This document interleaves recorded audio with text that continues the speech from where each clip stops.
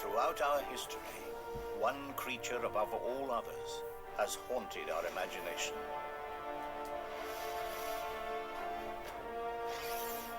On land and in the air, the dragon has left its mark in the folklore of our ancestors. But what if these fantastic stories were more than myth? What if the legends were true?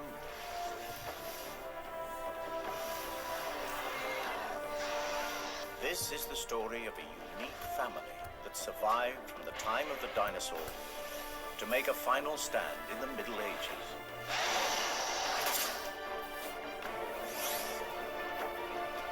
A scientific exploration of a remarkable species. This is the natural history of the most extraordinary creature that never existed.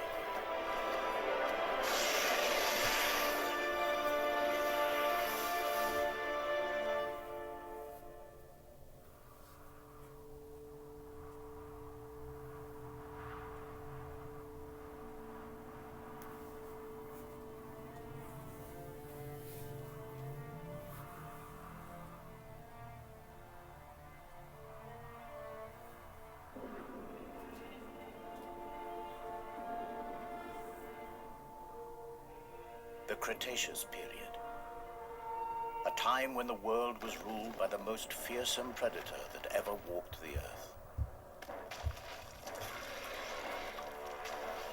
Tyrannosaurus Rex.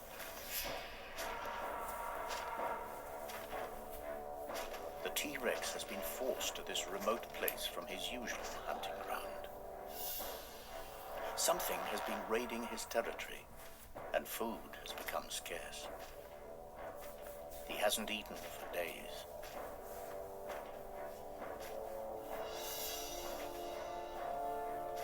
At last, a potential kill. But the T-Rex is cautious. He has never seen a creature like this before.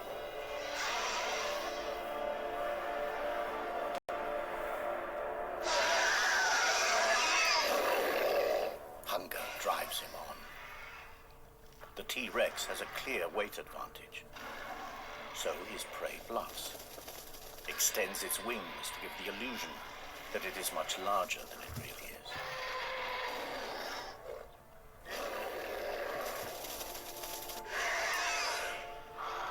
But the T-Rex isn't buying it, so the creature tries a different tack.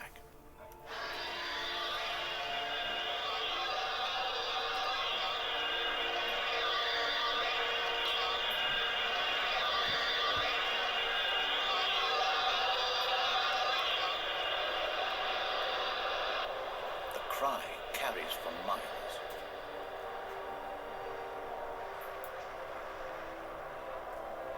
To this predator's sensitive ears, the sound is incredibly painful. But the T-Rex is still not deterred. And up here, there's nowhere to hide. But it is the T-Rex, not his prey, that is fatally exposed. They are not alone.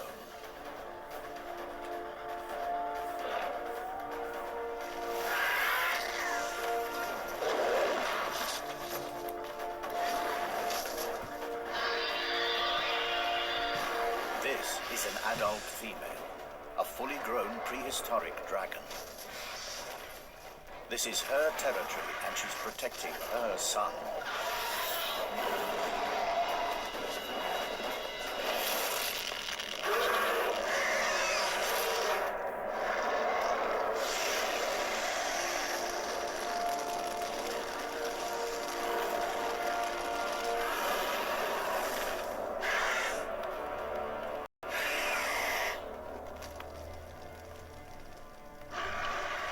Tyrannosaurus will not last the night.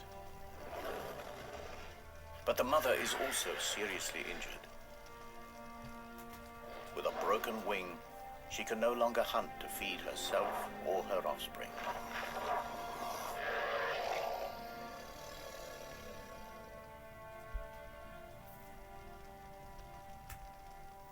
65 million years from now, the T-Rex's skull will inspire a theory in the mind of a brilliant young paleontologist.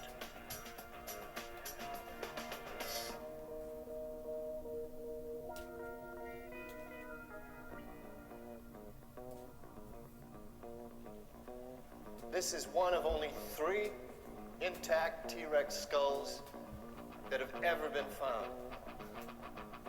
It all started 5 years ago when I discovered this complete T-Rex in Montana. It was big news. Dr. Jack Tanner, paleontologist, an overnight celebrity. But then I blew it. I proposed the existence of an impossible creature. You see, my T-Rex skull was damaged in a very specific way. To me, the injuries were evidence of an attack by a predator unlike anything known to science. The evidence was undeniable, so I tried to get others to see things my way. The nature of these marks suggests that this skull was punctured by 3 sharp objects in an arc. It's a talon formation. But I don't believe that these puncture wounds actually killed the Rex. The real death blow is here. See? Symmetrical deposits of carbon down both sides of the skull. These are scorch marks. Precise. Aimed. Perhaps my childhood obsession had clouded my thinking. You see, as a kid, I was mad about dragons. Dragons from the high seas, flying dragons from Greenland, fire-breathing dragons from Europe. And here's the thing that got me. These myths came from all over the world, right? From cultures that could never have met. And yet from the Andes to the Himalayas, you could hear stories of dragons. How? Here's a kid's best guess. Because the stories were real. Last week, guess what?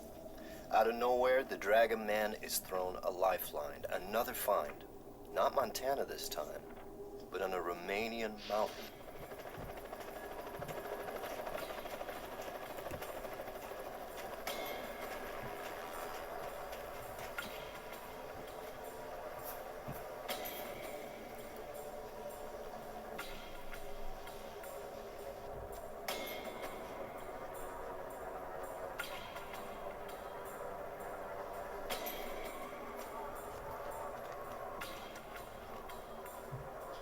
Extreme skiers had fallen into a network of ice caves. They found something horrific.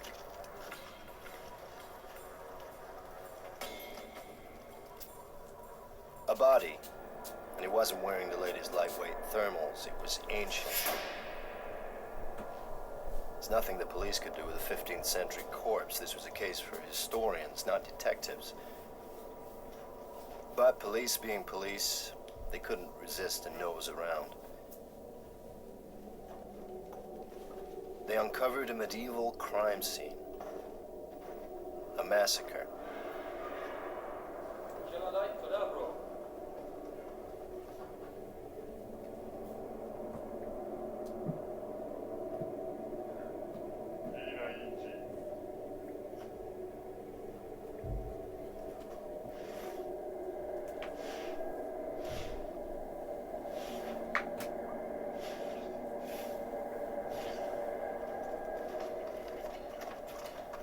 They moved deeper into the cave and soon wished they hadn't.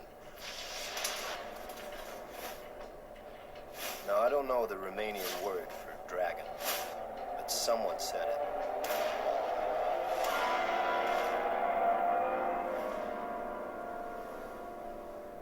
So the Romanians contact the museum in London. Is this thing a hoax or what? Now, the museum, they're ready to pass. They have an international reputation to maintain. I get to hear about it and figure I'm the perfect solution.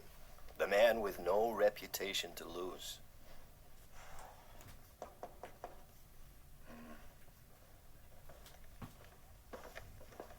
you seen the pictures? Every head of department has seen the pictures. And?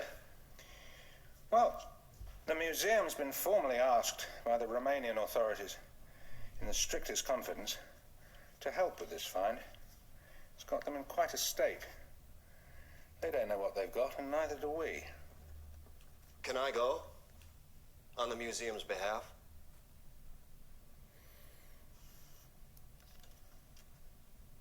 I can call a meeting.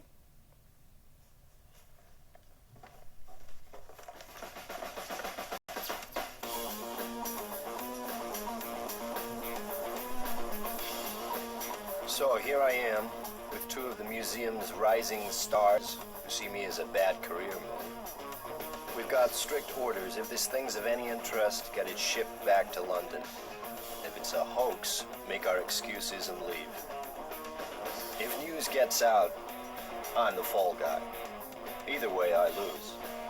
Unless, by one chance in a million, it's not a hoax. Maybe then I get my reputation back.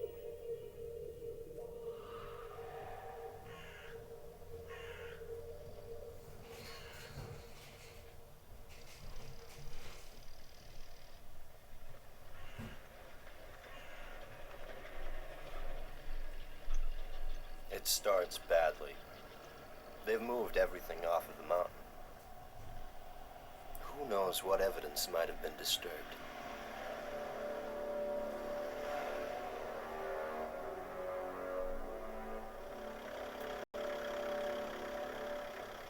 So we're in the backwoods, at a makeshift mortuary in an overgrown shed.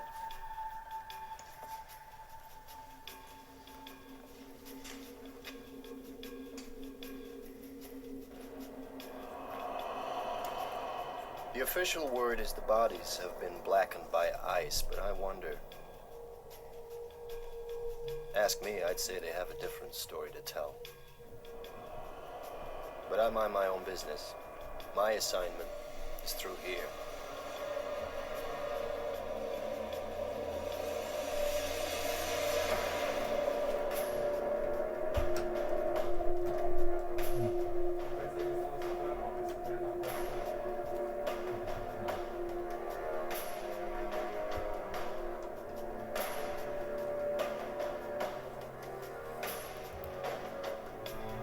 Nobody said anything about a whole carcass. It's massive. I can see why the Romanians were cagey. I should be too, if I had any sense. This has got to be a hoax. Hasn't it?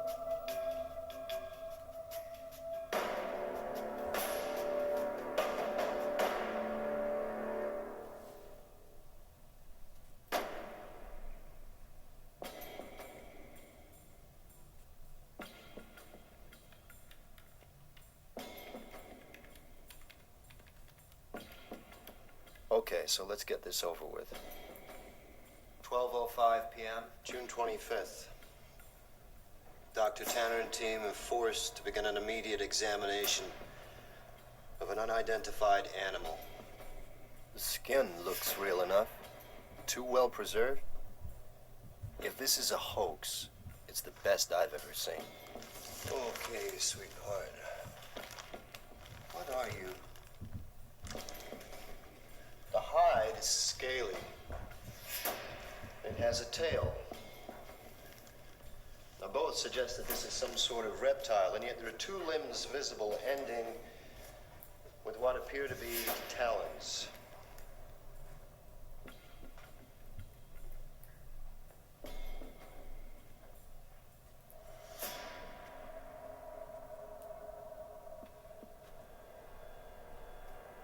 Now, these are general characteristics.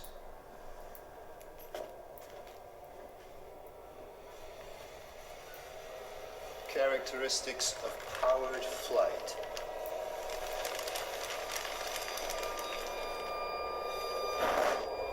Could this thing really fly?